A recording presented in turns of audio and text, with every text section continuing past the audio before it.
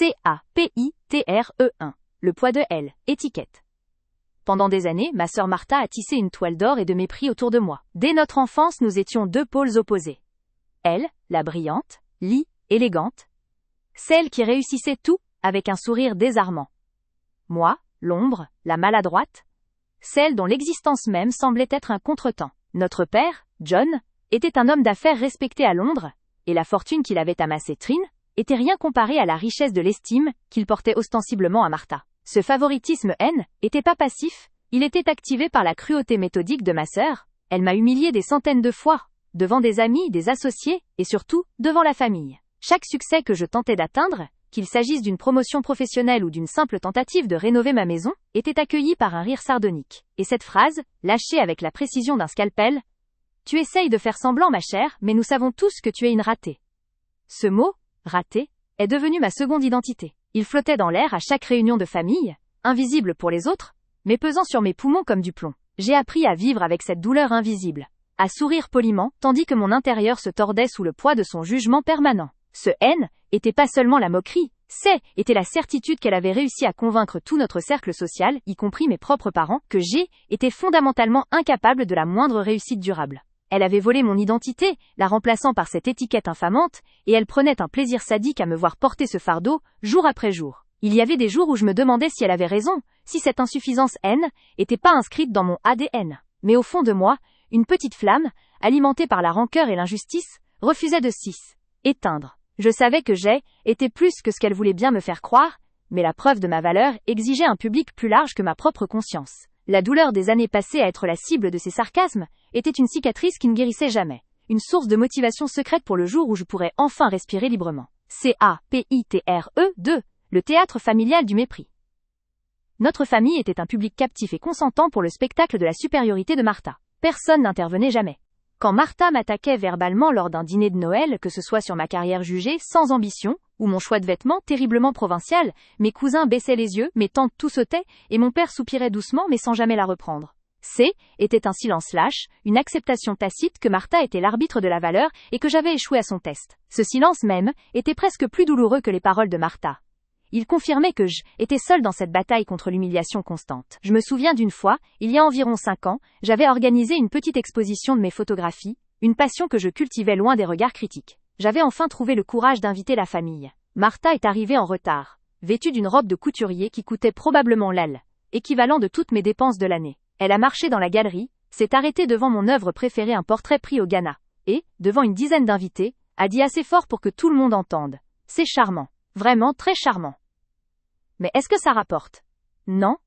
Alors, c'est un hobby coûteux, pas une carrière.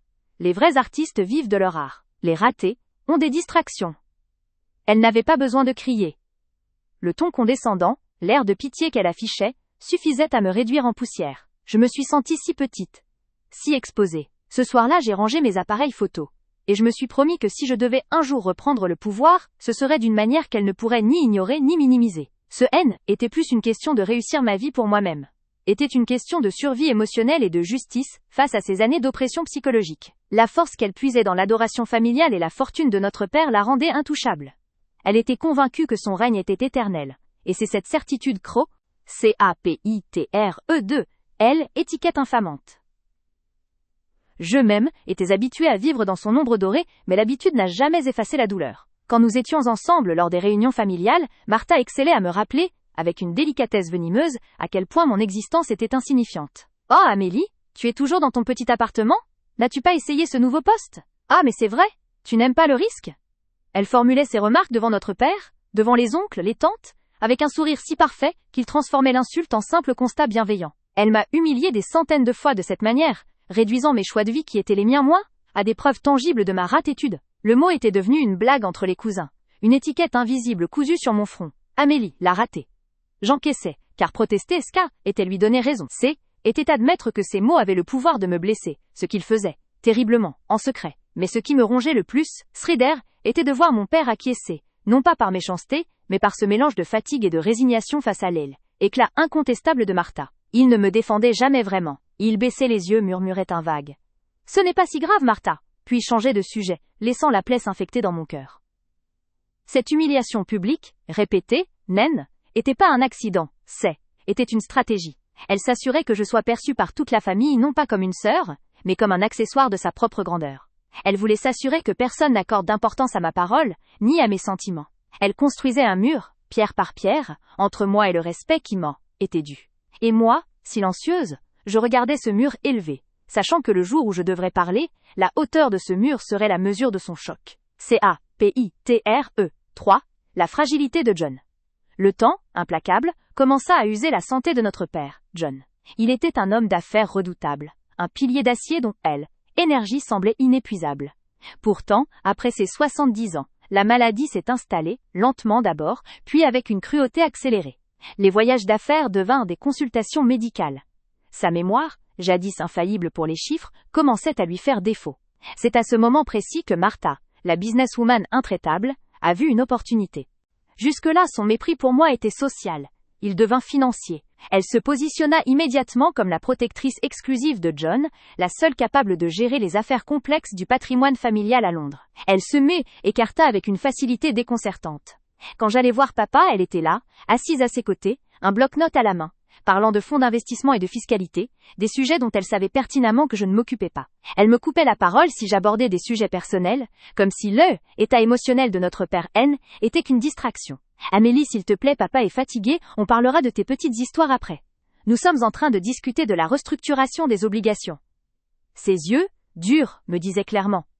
Tu es inutile ici. J'essayais de rassurer mon père, de lui apporter un peu de légèreté, mais l'atmosphère était désormais plombée par la présence constante et calculatrice de Martha. Je voyais dans les yeux de John une lueur de confusion, parfois de la peur, face à cette machine que était devenue sa fille aînée, mais il était trop faible, trop dépendant, pour s'y opposer. Il se laissait guider, comme un navire sans voile dans la tempête, et Martha était le vent qui le poussait droit vers ses propres objectifs. CAPITRE 4. Les portes se ferment.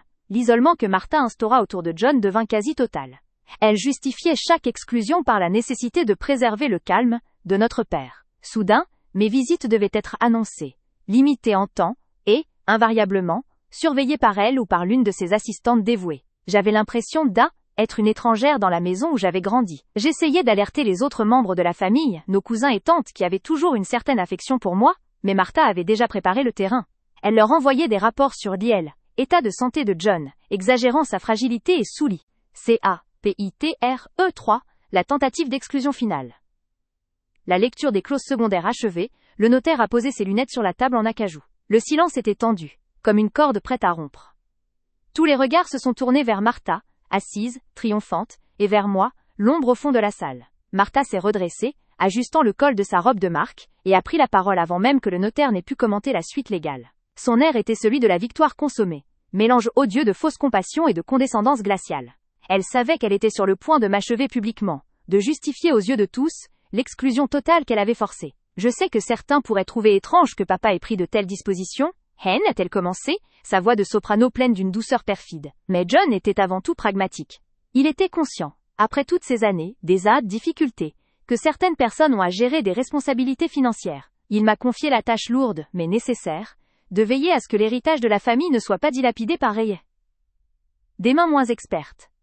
Elle m'a regardé directement, un sourire mince et venimeux étiré sur les lèvres. Elle m'a humilié une fois de plus, publiquement, devant la famille, me traitant implicitement de raté, incapable de quoi que ce soit de concret, utilisant la mémoire de notre père pour légitimer sa cruauté. Elle, étiquette infamante qu'elle avait créée pour moi pendant des décennies, semblait maintenant gravée dans le marbre du testament. J'ai senti le sang me monter au visage, mais je n'ai pas baissé les yeux. La douleur de cette dernière insulte a été l'étincelle que j'attendais. Pendant des années, j'avais porté le poids invisible de son mépris.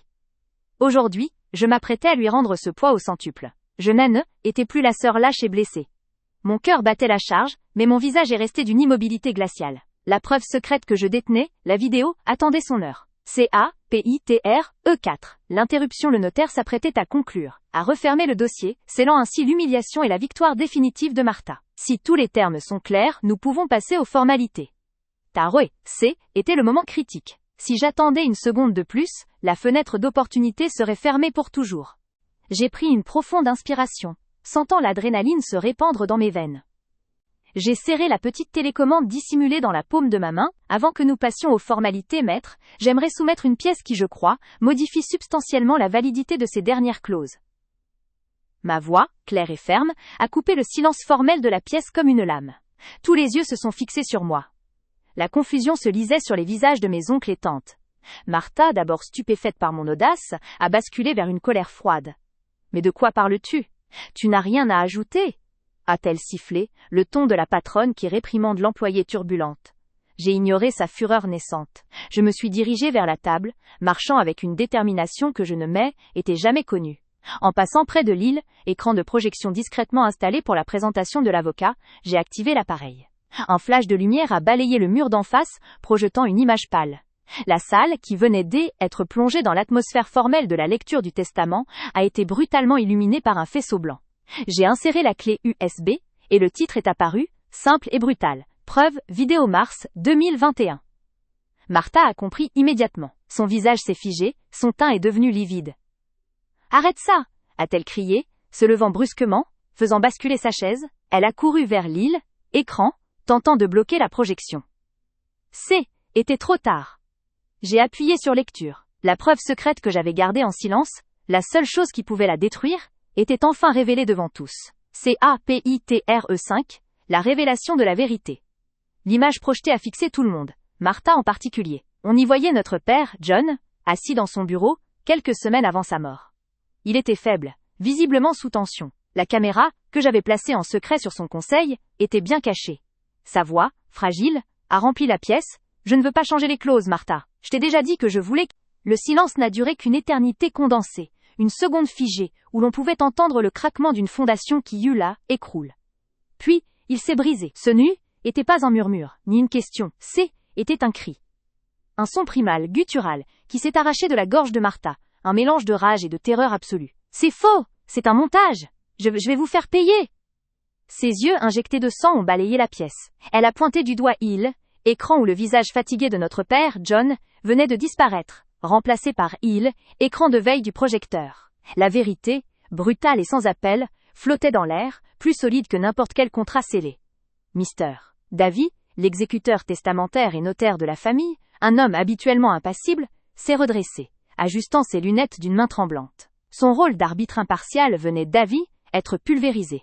Les autres membres de la famille, qui jusqu'à présent avaient toléré l'arrogance de Martha et m'avaient regardé avec pitié condescendante, étaient maintenant pétrifiés. Tante Éléanore tenait sa bouche ouverte, l'oncle Robert secouait lentement la tête, comme s'il essayait de chasser une mauvaise image. L'humiliation de Martha n'était pas seulement la sienne, elle rejaillissait sur la façade impeccable de toute la lignée. J'ai senti mon cœur battre contre mes côtes, non pas de peur, mais d'une satisfaction froide et juste. J'étais calme. Mon corps, qui avait tremblé d'anxiété durant des années, était étrangement stable. J'ai ramassé la télécommande, éteignant le projecteur avec une décontraction calculée. Ce n'est pas un montage, Martha. C'est la vérité. Notre père a enregistré ce message il y a 3 semaines. Il a eu l'intelligence de le dissimuler, sachant que tu chercherais à effacer toute trace. J'ai senti le poids de ses yeux brûlants sur moi. Elle a fait un pas vers moi, ses mains prêtes à s'agripper. Mais elle a été retenue par l'avocat qu'elle avait amené pour s'assurer de mon exclusion. Ironie suprême. Cet avocat Michael, Julian Vance, un requin connu à Londres, comprenait immédiatement la gravité de la situation. Le simple fait d'avoir projeté la vidéo devant des témoins, y compris l'exécuteur, invalidait non seulement les dernières clauses modifiées, mais ouvrait la porte à une enquête pour coercition et manipulation d'un individu vulnérable. Mr. Tarr. Davy a repris le contrôle, sa voix enfin ferme. « Madame Martha, je vous prie de vous calmer. En présence de cette preuve vidéo, le testament présenté précédemment est considéré comme contestable. De plus, il contient des éléments qui nécessitent une transmission immédiate aux autorités compétentes. » Le mot « autorité » a fait l'effet d'une décharge électrique dans la salle. Martha a cessé de hurler pour marmonner des menaces vides. Son masque de femme puissante et contrôlée était tombé, révélant la peur et la bassesse qu'elle avait toujours cachée. Elle a tourné son attention vers l'avocat, Julian Vance, exigeant qu'il fasse quelque chose. Mais Vance était déjà en mode survie. Il savait que défendre un client contre une preuve vidéo aussi claire était une cause perdue. Surtout lorsque la victime, notre père, décrivait lui-même la manipulation. Il a murmuré quelques mots à Martha sur la nécessité de se retirer pour consultation, mais elle l'a ignoré. Elle est restée là, seule au milieu de la pièce, une statue de défaite. J'ai observé ce spectacle, non avec joie, mais avec le soulagement de celui qui a enfin déposé un fardeau trop lourd. La liberté n'était pas un concept abstrait, elle avait un visage et une voix, celle de mon père sur Nikhil, écran, me réhabilitant. Mr. Davy après avoir contacté ses associés, m'a demandé de rester. Il a fallu sécuriser la vidéo, la faire authentifier immédiatement, et s'assurer qu'aucune copie ne puisse être détruite. J'ai remis la clé USB originale, la preuve tangible de ma victoire. Martha, sous le choc, est finalement sortie de la pièce, son avocat la tirant littéralement par le bras, la promesse d'une bataille légale acharnée, résonnant dans ses talons qui claquaient sur le marbre. Mais ce N était plus le même combat. Avant, J était la plaignante faible. Maintenant J était la détentrice de la vérité, celle qui avait l'ascendant moral et légal. Leurs regards, ceux des tantes, des cousins, des membres éloignés de la famille, avaient changé. Il y avait du respect, de la surprise, et surtout, le regret de m'avoir si longtemps sous-estimé. Ce saut, les jours qui ont suivi la lecture du testament ont été un tourbillon. Martha, fidèle à elle-même, n'a pas accepté sa défaite avec dignité. Au lieu de cela, elle a lancé une contre-attaque médiatique et légale immédiate. Son avocat, Julian Vance, a tenté de discréditer la vidéo, affirmant qu'elle était une fabrication sophistiquée, une vengeance orchestrée par la sœur aigrie et jalouse pour s'approprier des biens. La presse londonienne s'est emparée du scandale, la dynastie John étant un sujet juteux. Les titres criaient au drame testamentaire et à la guerre fratricide, Hal. Cependant, ces tentatives pour ternir mon image n'ont eu qu'un succès limité, car Mr. Davy, agissant désormais avec une diligence et une loyauté sans faille envers la mémoire de mon père et la justice, avait déjà pris des mesures.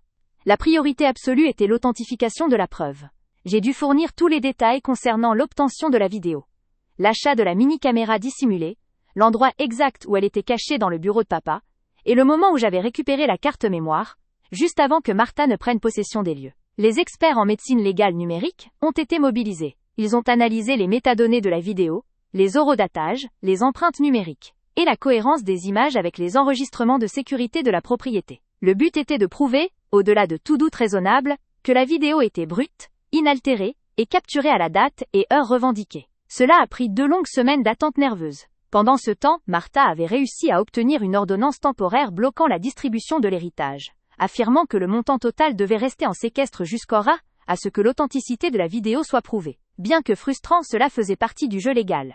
J'ai passé mes journées avec Mr. Sai, Davy et une équipe de jeunes avocats brillants à reconstruire les derniers mois de la vie de mon père. Nous avons examiné les relevés bancaires, les registres de visites médicales et les journaux de bord de la maison pour établir la chronologie de l'affaiblissement de sa santé et des moments où Martha l'avait isolé. Plus nous fouillions, plus le tableau devenait sombre. Martha n'avait pas seulement fait pression pour le changement des clauses, elle avait mis notre père sous une surveillance psychologique constante, utilisant son état de faiblesse pour s'assurer qu'il ne puisse contacter personne sans qu'elle le sache. La vidéo N était que la partie émergée de l'iceberg de son abus. J'ai découvert des lettres de mon père qui n'avaient jamais été envoyées, cachées dans un livre qu'il lisait souvent. Elles témoignaient de son désespoir, de sa frustration de ne pas pouvoir communiquer avec moi, de la façon dont Martha interceptait ses appels et ses tentatives de me contacter. Ces lettres, bien que N, étant pas une preuve légale au même titre que la vidéo, offraient un contexte émotionnel puissant. Elles expliquaient pourquoi il avait pris la mesure radicale de s'enregistrer secrètement. Il craignait non seulement pour l'héritage, mais pour ma sécurité, sachant que Martha ne s'arrêterait devant rien. Le poids de cette affection paternelle, longtemps occultée par mon sentiment d'échec, m'a donné une nouvelle force. Je ne me battais plus seulement pour la justice, je me battais pour honorer sa mémoire. Le verdict des experts est tombé un mercredi matin pluvieux. J.E. était dans le bureau de Mr. Taney. Davis, l'expert en données numériques, un homme sec nommé Dr Patel, a annoncé que la vidéo était irréfutablement authentique. L'appareil utilisé était un modèle spécifique, et les signatures numériques concordaient parfaitement. Aucune trace d'édition ou de manipulation n'avait été détectée. Mr. Davy a souri pour la première fois en 2 semaines. Félicitations, a-t-il dit doucement. La partie la plus difficile est terminée. Maintenant nous passons à l'offensive. L'ordonnance de séquestre a été levée. Le testament frauduleux est officiellement devenu nul et non avenu. Le tribunal a ordonné le rétablissement de la version précédente du testament, celle qui me rétablissait comme héritière principale, tout en lançant une enquête formelle sur la conduite de Martha. Lorsque la nouvelle a été publiée, le silence qui avait entouré Martha est devenu assourdissant. Elle était tombée dans l'ombre, mais je savais que ce N était que le calme avant la tempête. La victoire légale N était que la première étape. L'étape suivante, plus lourde émotionnellement, était la prise de possession des biens. Le cœur de l'héritage était Blackwood Manor, l'immense propriété familiale dans le Surrey, où j'avais passé une enfance joyeuse avant que Martha ne s'installe dans son rôle d'héritière désignée et ne transforme la maison en son propre royaume froid. Le jour où j'ai franchi les portes, accompagné de Mr. Davy et d'un contingent de sécurité, les émotions m'ont submergé. La maison était immense, silencieuse, imprégnée de l'odeur de vieux bois et de souvenirs. Martha avait été forcée de quitter la propriété suite à l'invalidation du testament, sous la menace d'une injonction. Elle était partie rapidement mais pas sans laisser sa marque. Une tentative délibérée de chaos. Les domestiques qu'elle avait engagés, tous loyaux à son ancienne autorité, étaient partis. Les tableaux étaient décrochés, probablement pour être expertisés avant qu'elle ne tente de les vendre, et un sentiment général de désordre régnait, comme si elle avait essayé d'emporter le prestige avec elle. Je me suis dirigée directement vers le bureau de mon père, l'endroit même où la vidéo avait été tournée. L'atmosphère y était différente. Les papiers étaient intacts. Martha n'avait pas eu le temps de les purger complètement. Je me suis assise sur son fauteuil en cuir, le même endroit où je l'avais vu sur l'île, écran, et j'ai permis à la tristesse de m'envahir. Ce haine était pas le plaisir de la richesse qui m'animait, mais le regret du temps perdu, et la douleur de savoir à quel point il avait souffert de l'emprise de Martha. Mon premier acte, en tant que nouvelle maîtresse de Blackwood, fut de restaurer l'ordre. J'ai engagé une nouvelle équipe, des gens qui n'avaient aucune allégeance à la tyrannie de Martha. J'ai ouvert les fenêtres, laissant l'air frais chasser l'atmosphère étouffante des années de domination. J'ai refusé de m'installer dans la chambre principale que Martha avait occupée, choisissant plutôt une aile plus petite et plus discrète, me rapprochant des jardins que mon père aimait tant. Je voulais me réapproprier la maison, non comme un monument à l'opulence, mais comme un lieu de guérison. Le processus était lent et méditatif. Chaque pièce nettoyée, chaque objet remis en place, était un pas vers la reconstruction de ma propre vie. Pendant ce temps, Martha Yes était retirée de la vie publique. Selon les rapports de Mr. Davy, elle vivait dans un appartement loué quelque part dans l'ouest de Londres, coupé de son cercle social habituel. La chute était vertigineuse. Ses amis, qui étaient en réalité que des opportunistes attirés par son pouvoir, l'avaient abandonnée en masse dès que l'enquête pour coercition avait commencé. Le rejet était total. Cependant, je savais qu'elle était pas inactive. Les informations qui me parvenaient indiquaient qu'elle essayait toujours d'accéder aux comptes bancaires gelés, et qu'elle parlait à des journalistes peu scrupuleux, essayant de vendre son histoire comme celle d'une victime d'une campagne de diffamation. La gestion de l'héritage exigeait bien plus qu'une simple signature de chèque. Il y avait les entreprises de mon père, les fondations, les investissements. J'ai dû prouver que J était capable de prendre les rênes. Ce était pas seulement une question de droit, mais de compétence. J'ai passé des heures à étudier les dossiers financiers et à rencontrer les PDG des entreprises. Pour la première fois depuis des années, j'ai utilisé toute l'intelligence que Martha m'avait si souvent accusée de ne pas avoir. J'ai découvert que j'avais non seulement la capacité de gérer cet empire, mais que j'y prenais un certain plaisir. Un lien inattendu et fort avec l'eau, œuvre de mon père. J était la ratée qui était transformée en entrepreneur, et je savais que cette nouvelle réalité me préparait pour la prochaine phase inévitable du conflit. La contre-attaque personnelle de Martha, qui serait bien plus vicieuse que n'importe quelle procédure légale. Je était plus la proie, mais je devais rester vigilante face aux prédateurs blessés. Martha avait beau avoir perdu la bataille légale et l'accès à la majorité des actifs, son besoin de contrôle et de destruction était intact. Elle ne pouvait pas m'attaquer frontalement sans risquer de compromettre davantage sa position devant le tribunal où elle était sous le coup d'une enquête pour abus. Elle a donc choisi la méthode la plus insidieuse. La guerre de l'ombre, utilisant la seule arme qui lui restait. Sa connaissance intime de mon passé et de l'environnement social. Le premier signe est apparu sous la forme d'articles de presse étrangement bien informés. Non pas dans les grands journaux, mais dans des tabloïds en ligne et des blogs de potins haut de gamme. Il ne parlait pas de la vidéo, mais se concentrait sur mon passé, mes échecs professionnels antérieurs, les périodes où j'avais lutté pour trouver ma voie, des périodes souvent exacerbées par les interventions humiliantes de Martha. Il me peignait comme une opportuniste cynique, une femme incapable qui n'avait hérité que par accident, et qui était maintenant en train de dilapider l'héritage de John. La ratée devient reine, mais pour combien de temps ? Il lisait un titre particulièrement venimeux. Ces articles étaient truffés de détails personnels que seule Martha pouvait connaître. J'ai réalisé que Martha ne cherchait pas à reprendre l'argent. Elle cherchait à me reprendre ma nouvelle réputation et mon estime de moi. Elle essayait de me ramener à mon ancienne image de Vella, ratée, utilisant la perception publique comme son champ de bataille. Cette campagne de dénigrement a eu un impact. Certains partenaires commerciaux de mon père ont manifesté une hésitation à travailler avec moi, craignant l'instabilité et la mauvaise publicité. Mr. Davy m'a conseillé de l'ignorer, mais je savais que cette guerre d'usure psychologique était précisément ce que Martha maîtrisait le mieux. J'ai décidé d'y répondre non pas par des démentis, mais par des actions. J'ai organisé une conférence de presse pour annoncer le lancement d'une nouvelle initiative caritative majeure, financée par l'héritage, axée sur la recherche médicale, un domaine cher à mon père. En montrant ma compétence et mon engagement, je cherchais à déconstruire l'image d'une héritière dépensière et incompétente. Pendant que je gérais la crise de relations publiques, une nouvelle menace s'est dessinée dans les affaires de l'entreprise.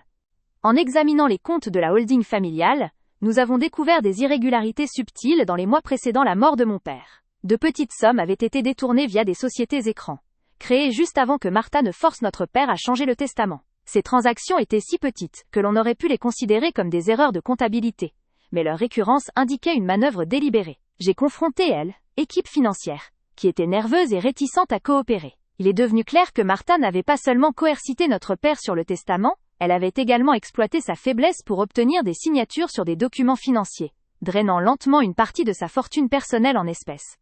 Était la preuve d'un crime financier plus grave que la simple manipulation d'un testament. Ce qui a finalement confirmé mes soupçons, c'est la découverte d'une clé USB, oubliée dans un coffre-fort que mon père utilisait rarement. Cette clé contenait des sauvegardes numériques de certaines de ses correspondances d'affaires. Dans ces échanges, mon père exprimait son inquiétude croissante concernant un certain partenaire M, qui était en fait Martha. Il y décrivait comment elle l'avait poussé à signer des documents pendant qu'il était sous sédation post-opératoire. Il avait commencé à douter de sa fille et avait secrètement archivé ses preuves. La vidéo N était que son assurance vie finale.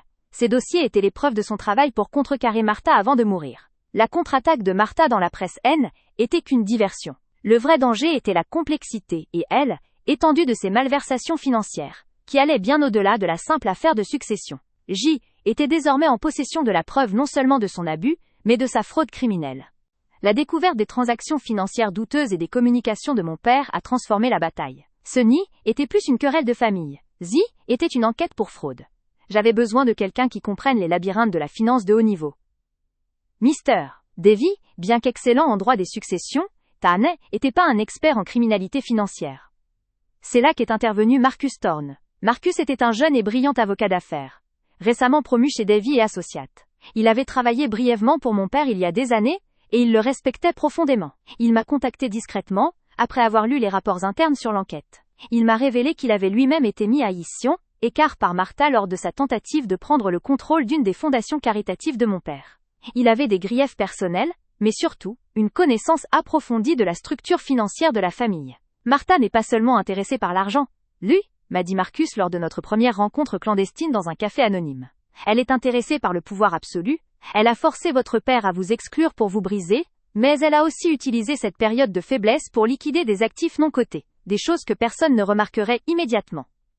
Marcus m'a montré des schémas complexes de transfert d'actions impliquant des entités basées aux îles Caïmans. Ces transferts, dissimulés sous des clauses de restructuration fiscale avaient permis à Martha de vider des millions de livres sterling, bien avant que la lecture du testament ne révèle l'étendue de sa trahison. La chose la plus choquante que Marcus a révélée concernait le power of attorney. Martha n'avait pas simplement forcé mon père à changer le testament. Elle l'avait forcé à signer une procuration durable sous fausse représentation.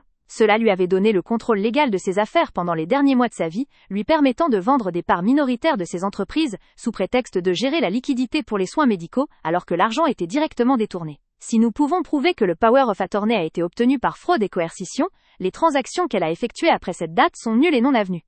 Oui, a expliqué Marcus. Mais elle est intelligente. Elle a blanchi l'argent. Le temps est essentiel, car elle est probablement en train de le déplacer vers des juridictions encore plus opaques. J'ai réalisé que l'humiliation publique de Martha lors de la lecture du testament N était qu'une étape. Le vrai combat était de la rendre responsable de ses crimes, et de récupérer ce qu'elle avait volé non seulement à moi, mais à la fondation que mon père chérissait.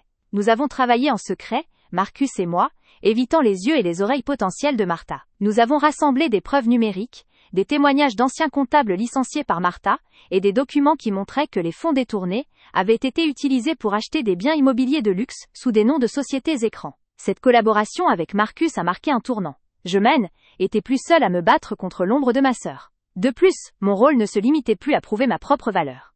Il s'agissait de devenir un leader éthique capable de démêler la toile de corruption qu'elle avait tissée. Marcus m'a non seulement fourni les outils juridiques, mais aussi la confiance nécessaire pour naviguer dans le monde impitoyable des affaires. Il a insisté pour que je ne laisse pas la campagne de dénigrement de Martha m'atteindre. Les gens verront la vérité quand vous la forcerez à la révéler.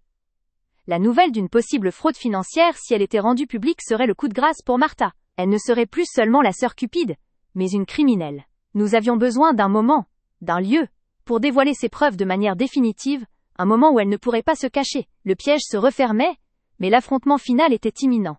Le moment idéal pour la confrontation est arrivé lorsque Martha a commis une erreur de jugement fatale. Après des mois d'isolement, et visiblement à court d'argent liquide à cause du gel de ses comptes, elle a décidé de faire une apparition publique lors d'un grand événement de charité à Londres, un gala auquel assistaient toutes les figures influentes du monde des affaires et de la société. Son intention était claire, forcer un retour, se présenter comme la victime résiliente des machinations de sa sœur, et peut-être même solliciter le soutien de quelques anciens amis bien placés. J'ai appris sa présence par un message de Marcus, était l'occasion rêvée. Nous avions rassemblé toutes les preuves des détournements de fonds et de la fraude liés au Power of Attorney. J'ai assisté au gala, non pas comme l'héritière timide, mais dans une tenue élégante, et avec une assurance que j'avais travaillé dur pour acquérir. Martha était au centre d'un petit groupe, tentant de jouer le rôle de la martyre calomniée. Lorsqu'elle m'a vu traverser la salle, son visage est devenu livide. Était la première fois que nous nous revoyions depuis la lecture du testament. Elle a souri froidement, un sourire plein de venin. « Regarde-toi !» Ah ! A-t-elle sifflé assez fort pour que les gens autour entendent. « Tu t'es acheté un nouveau rôle, ma chère ratée. Mais tout le monde sait que le luxe ne cache pas la médiocrité. » Je me suis approchée, calme, mais mes mots étaient des lames. Je ne me suis rien acheté, Martha. J'ai récupéré ce qui m'appartenait, ce que tu as tenté de voler par la fraude et la coercition. L'attention de la foule a commencé à se fixer sur notre confrontation. Martha a levé le ton. C'est la folie. Elle a monté un coup contre notre père mourant. Une histoire pathétique pour couvrir ses propres échecs. Était le moment. Je n'ai pas crié. J'ai utilisé ma voix, claire et amplifiée par la tension de la foule. Tu m'as toujours traité de ratée, Martha. Mais ce que tu n'as pas compris, c'est que mon silence n'était pas de la faiblesse. Je ne te réponds pas avec des mots, mais avec la vérité. J'ai fait signe à Marcus, qui était stratégiquement placé près des projecteurs de la salle de conférence adjacente. En quelques secondes, une série de documents financiers a été projetée sur l'un des murs de la salle de réception, à la vue de tous les invités. Ce n'était pas une vidéo émotionnelle cette fois, mais des chiffres crus et impitoyables. Des schémas d'organigramme montraient les transferts de fonds illégaux, les dates d'obtention frauduleuse du Power of Attorney et les montants exacts détournés par Martha via les sociétés écrans. J'ai pris un micro. Voici la vérité sur l'argent. Ce n'est pas une question de testament, c'est une question de crime. Martha n'a pas seulement coercité notre père. Elle a volé la fortune familiale pendant qu'il était trop faible pour se défendre. Et une grande partie de cet argent a été détournée des fondations caritatives. La salle est devenue un bourdonnement choqué. Le visage de Martha s'est figé. La panique, mêlée à une rage impuissante, a remplacé son arrogance. Elle a compris que cette fois, il n'y avait pas de retour en arrière possible. Les preuves étaient irréfutables et présentées au pire auditoire possible. Les gens qui définissaient son statut social et financier. Alors que les invités se détournaient d'elle, parlant à voix basse de honte et de honte absolue, Martha a fait une dernière tentative désespérée de m'atteindre. Mais les gardes de sécurité de l'événement, qui avaient observé l'altercation, sont intervenus avant qu'elle ne puisse me toucher. Le lendemain matin, la police a frappé à la porte de son appartement loué. Face aux preuves accablantes de fraude criminelle fournies par Marcus et moi, les autorités n'avaient plus d'autre choix que d'agir. Martha a été arrêtée pour fraude, détournement de fonds et abus de confiance. Sa chute était complète et publique. Je n'ai pas ressenti de joie triomphale, seulement un soulagement profond. La justice, longue et coûteuse, avait finalement prévalu, et cette fois, elle était absolue. Avec l'arrestation de Martha, le rythme effréné des batailles juridiques s'est ralenti, laissant place au processus lent et méticuleux de la justice pénale et de la récupération des actifs. L'héritage, autrefois synonyme de conflit, est redevenu une source de responsabilité et, finalement, de guérison. Les avocats de Martha ont essayé de négocier un accord, plaidant la maladie mentale, le stress, n'importe quoi pour éviter une peine de prison. Mais les preuves, surtout celles liées au détournement des fondations caritatives, étaient trop graves. Le procès a duré plusieurs semaines, un spectacle médiatique où la vidéo de notre père a servi de preuve ultime de la coercition morale. Le témoignage de Marcus Thorne, détaillant l'ingénierie financière frauduleuse, a scellé son sort. Martha a été reconnue coupable de plusieurs chefs d'accusation de fraude. Elle a été condamnée à une peine de prison ferme. En plus de la peine, la Cour a ordonné la restitution de tous les fonds et biens immobiliers acquis illégalement. L'argent détourné est lentement revenu dans les comptes de la holding. Une victoire financière et morale. Une fois la poussière retombée, j'ai fait face à la vérité de l'héritage. Mon père, John, était un homme d'une immense richesse, mais il avait toujours insisté sur la philanthropie et l'impact positif. L'argent était qu'un moyen pour une fin. J'ai décidé de ne pas conserver l'intégralité de la fortune pour moi-même. Mon père m'avait légué la majorité de sa part pour s'assurer que Martha ne puisse pas tout mettre en œuvre, mais j'ai compris que sa véritable intention était que je devienne la gardienne de sa vision. J'ai collaboré avec Marcus pour établir la fondation John Legacy. Son objectif principal était de financer des projets éducatifs pour les femmes entrepreneurs qui, comme moi, avaient été découragées ou sous-estimées dans leur jeunesse. Était ma manière de transformer l'humiliation passée en un moteur d'émancipation pour d'autres. J'ai également pris le temps de faire la paix avec la mémoire de mon père. J'ai lu ses journaux intimes, découvrant le regret sincère qu'il éprouvait pour ne pas avoir réussi à me protéger plus tôt. Il m'aimait. Le fait d'avoir gardé la vidéo secrète était son ultime preuve d'amour et de confiance en ma capacité à triompher. J'ai compris que le titre de raté Nîmes était jamais venu de lui, mais seulement de la cruauté de Martha. Quelques mois après la condamnation, j'ai rendu visite à Martha, en prison. Était une requête de mon côté. Je voulais mettre fin à la boucle une fois pour toutes. Elle était diminuée, portant une tenue simple, sans le phare de l'opulence. La rage était toujours là, mais étouffée. « Tu as gagné, a-t-elle murmuré, sa voix rauque. « Mais tu as détruit notre famille. » « Non, Martha, ai-je répondu calmement. Tu l'as détruite il y a longtemps, en choisissant l'avidité plutôt que l'amour. J'ai seulement révélé la vérité pour que notre père ait la justice qu'il méritait. Et pour que je puisse vivre libre. Elle n'a rien répondu, ses yeux vides. Je n'ai ressenti aucune pitié, seulement une clarté finale. Elle était prisonnière de son propre ressentiment, tandis que moi, étais enfin libre des chaînes de son jugement. J'ai tourné les talons, et je suis parti, sachant que je ne la reverrai probablement jamais. La réconciliation était pas avec elle, mais avec moi-même. 5 ans se sont écoulés depuis le jour où la vérité a été projetée sur le mur du bureau de Mr. Davy. Le nom de Martha est devenu un écho lointain. Une note de bas de page dans les annales de l'histoire familiale, souvent associée à la décadence et à la fraude. Elle a purgé sa peine et, à sa sortie, a été ostracisée de la société qu'elle vénérait tant. Elle est tombée dans l'obscurité, contrainte de vivre une vie simple qu'elle avait toujours méprisée. Quant à moi, j'ai trouvé mon équilibre. Je vis toujours à Blackwood Manor, mais j'ai transformé la grande demeure en un centre d'opération pour la fondation John Legacy. Ce n'est plus un château froid, mais un lieu vibrant d'activité et d'espoir. Marcus Thorne est devenu mon partenaire le plus fiable, non seulement en affaires mais aussi dans la vie. Sa loyauté et son intelligence ont été les piliers de ma reconstruction. Nous avons développé une relation basée sur le respect mutuel et un sens partagé de la justice. Je suis devenue une figure respectée dans le monde de la philanthropie et de l'investissement éthique. Mon histoire, celle de la sœur ratée qui a trouvé le courage d'affronter l'humiliation et de rétablir la justice, est devenue une source d'inspiration inattendue. Les gens ne me voient plus comme la fille qui a hérité mais comme la femme qui a gagné sa valeur. J'ai vendu la plupart des biens de luxe superflus que Martha convoitait et j'ai réinvesti l'argent dans des projets durables. L'héritage n'est pas un fardeau, mais une opportunité de bâtir un futur qui honore la véritable moralité de mon père. Je me souviens encore du silence de la pièce ce jour-là, un silence qui a marqué la fin d'une époque et le début de la mienne. Aujourd'hui, quand je regarde mon reflet, je ne vois plus la personne fragile qui se recroqueillait sous les critiques de Martha. Je vois une femme forte, capable de naviguer dans les eaux troubles des affaires et de la vie. La vengeance a été remplacée par la justice, et la tristesse par la paix. Le jour où j'ai projeté la vidéo, je me suis sentie libre. Cette liberté était pas seulement l'absence de la tyrannie de Martha, était la liberté être moi-même, sans jugement ni peur. J'ai appris que l'humiliation n'est puissante que si on lui permet de définir qui l'on est. Mon père m'a laissé plus qu'une fortune. Il m'a laissé la preuve que j'étais digne d'être aimé et que la vérité triomphe toujours. Était plus la ratée. J'étais, enfin et complètement, la maîtresse de mon propre destin. 10 ans après le scandale, le nom de Martha John est souvent cité dans les cours de droit des successions, comme un cadet, école sur les dangers de la coercition. Elle est restée fidèle à son obscurcissement, vivant loin de Londres et évitant tout contact avec la famille restante qui, soit dit en passant, a retrouvé un semblant d'unité autour de la fondation John Legacy. Je m'appelle maintenant nom de la protagoniste non mentionnée, mais implicitement forte, et mon histoire est celle d'une rédemption personnelle, transformant le poison de l'humiliation en un héritage de dignité. J'ai épousé Marcus Thorne 3 ans après la fin du procès. Nous avons une fille, que nous avons nommée Joanna. En hommage à mon père, John, Joanna grandit à Blackwood Manor, mais pas dans le climat de froideur et d'attente suffocante que j'ai connu. La maison est pleine de rires et de livres, loin de l'ombre d'une ambition démesurée.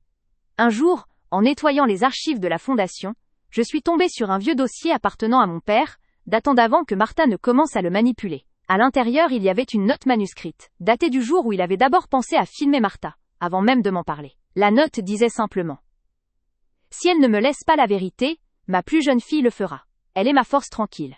Elle est la seule à qui je peux faire confiance pour voir juste, car elle a toujours vu à travers les façades. » En lisant ces lignes, mes yeux se sont embués. Ce n'était pas l'argent qui importait. Était la reconnaissance que mon père m'avait toujours vue. Il avait vu ma force, là où Martha ne voyait que ma fragilité. Il m'avait honoré de sa confiance ultime. Je n'ai jamais eu besoin de la fortune pour être quelqu'un, mais elle m'a donné la plateforme pour accomplir ce que je n'aurais jamais pu imaginer. J'ai utilisé l'héritage pour créer ma propre vie, délimitée par mes propres règles. Je suis fière de ce que la Fondation a accompli. Fière d'avoir tenu la promesse faite à mon père, celle de rétablir son véritable désir et de corriger l'injustice. La cicatrice de l'humiliation de Martha est là. Mais elle n'est plus douloureuse. Elle est un rappel de la noirceur que j'ai vaincue. Mon chemin a été long, Du statut de ratée ignorée à celui d'héritière respectée et, plus important encore, de femme libre. En me tenant sur le perron de Blackwood Manor, regardant ma fille jouer dans les jardins, je savais que la justice N était pas seulement la récupération de l'argent. La vraie justice, C, était le calme. C, était la capacité de vivre sans plus jamais être définie par la méchanceté d'une autre personne. J, était libre. Au fil des années, j'ai consacré une partie significative de mon temps à la formation et au mentorat. La fondation John Legacy est devenue un phare pour les femmes issues de milieux défavorisés ou ayant été victimes de harcèlement psychologique dans leur carrière, leur offrant non seulement un financement mais aussi un soutien moral et les outils pour réussir. J'ai souvent raconté mon histoire, non pour me vanter de ma victoire, mais pour illustrer que le pouvoir le plus grand est celui que l'on trouve en soi, même après avoir été écrasé. J'ai veillé à ce que ma fille, Johanna, ne soit jamais soumise à la pression de la richesse ou des attentes familiales malsaines. Elle grandit en comprenant que l'héritage de son grand-père n'est pas fait de briques et de comptes bancaires, mais de l'intégrité et de la force morale. Je lui ai raconté l'histoire de la vidéo, non comme une histoire de haine entre sœurs, mais comme une histoire de vérité et de courage. Parfois, maman, m'a-t-elle demandé un soir en regardant les étoiles depuis le grand balcon de la maison, tu regrettes de ne pas avoir eu une sœur gentille? J'ai souri, serrant sa petite main, j'aurais aimé, ma chérie. Mais sans Martha, je n'aurais jamais appris à quel point J était forte. Elle m'a forcé à chercher la vérité, et la vérité, même si elle est difficile, est toujours la chose la plus précieuse que nous possédions. L'héritage de John avait été un poison entre les mains de Martha, transformé en une source de vie entre les miennes. J'avais pris le contrôle des entreprises, les gérant avec une éthique rigoureuse, enracinée dans le principe que la prospérité ne doit jamais se faire au détriment de l'équité. Un jour, Mr. Hayes, Davy, qui est resté un ami proche et un conseiller, a pris sa retraite. Lors de son dîner d'adieu, il m'a regardé avec une admiration non dissimulée. Vous avez réussi non seulement à inverser l'injustice, mais à transformer la haine en quelque chose de bien plus grand. Votre père aurait été incroyablement fier. Je savais qu'il disait la vérité. Mon triomphe N n'était pas la déchéance de Martha, mais ma propre ascension. J'avais appris que le véritable échec N n'était pas de ne pas réussir selon les standards de quelqu'un d'autre, mais de se laisser définir par leur jugement. Le manoir, autrefois silencieux et lourd de l'ambition froide de Martha, respire maintenant la chaleur. La table à dîner, autrefois le lieu des humiliations subtiles, est maintenant un lieu de débat animé et de rire. Je n'ai plus besoin de prouver ma valeur. Je la vis. Et c'est la seule richesse qui compte. 20 ans après le jour de la lecture du testament, je suis assise dans le bureau de mon père, le même où la vidéo a été enregistrée. L'ancienne angoisse est remplacée par la sérénité. La pièce sent toujours le cuir ancien, mais elle est éclairée par une lumière douce et stable. La fondation John Legacy est devenue un acteur mondial, ayant soutenu des milliers de femmes à travers le monde. Johanna, maintenant adulte, étudie le droit international, inspirée par les principes de justice que Marcus et moi avons incarnés. Martha, sa peine purgée depuis longtemps, a disparu. Les dernières nouvelles fragmentées suggéraient qu'elle vivait dans la plus grande simplicité, dans une petite ville côtière. Elle n'a jamais cherché le pardon, ni même n'a montré le moindre regret pour ses actes, restant emprisonnée dans son orgueil. Pour moi, elle est devenue une simple note historique, une erreur que j'ai corrigée. Je n'ai jamais utilisé l'héritage pour acheter le statut social. Je l'ai utilisé pour acheter ma dignité et pour reconstruire ma vie sur une base inébranlable. La vérité. J'ai tenu le rôle que mon père m'avait assigné, celui de la gardienne de son intégrité. En repensant à la jeune femme terrifiée qui avait gardé la clé USB secrète dans son sac à main, attendant le moment parfait pour se défendre, je me sens un lien profond avec elle. Cette jeune femme, N, n'était pas une ratée. Elle était une stratège silencieuse, patiente, attendant le moment où son courage pourrait briser le règne de la méchanceté. L'héritage le plus grand que j'ai reçu ce jour-là, N, n'était pas l'argent, mais la preuve que mon instinct était juste. J'ai été celle qui a exposé le mensonge, celle qui a rétabli l'honneur de mon père, et celle qui, en silence, a obtenu la justice. Le jour où j'ai projeté cette vidéo, tout a changé pour Martha, oui. Mais plus profondément, tout a changé pour moi. J était enfin la fille que mon père avait toujours vue. Forte, vraie, et libre. Mon histoire était terminée. Mon futur, lui, était un horizon ouvert, rempli de promesses que j'avais moi-même forgées.